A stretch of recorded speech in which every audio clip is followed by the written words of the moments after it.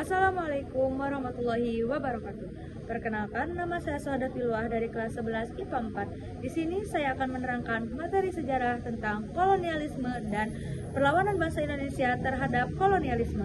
Kolonialisme sendiri adalah upaya suatu negara untuk mengembangkan kekuasaannya di luar wilayah kekuasaannya. Tujuannya adalah untuk mencapai dominasi dalam bidang ekonomi, sumber daya alam, sumber daya manusia, dan politik.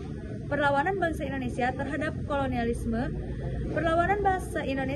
kolonialisme dilakukan untuk mempertahankan kedaulatan budaya dan identitas nasional.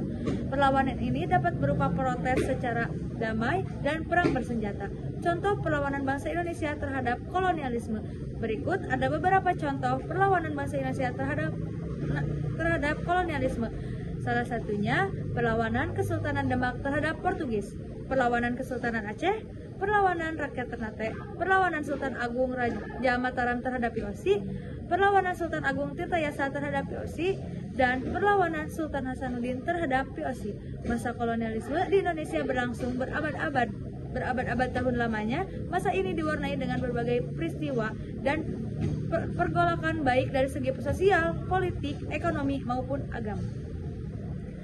Keterkaitan sejarah antara situasi regional dan global adalah hubungan yang terjadi antara wilayah-wilayah dalam membentuk hubungan intelektual, ekonomi, politik, sosial, kebudayaan, dan lain-lain. Sejarah global merupakan pendekatan dalam penulisan sejarah yang menekankan pada hubungan antar wilayah.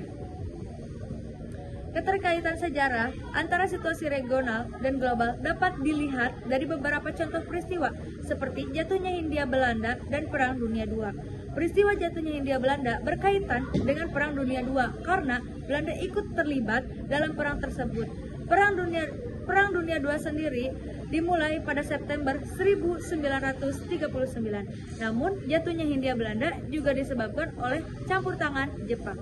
Unsur ruang atau tempat juga merupakan bagian dari sejarah karena merupakan lokasi terjadinya peristiwa bersejarah.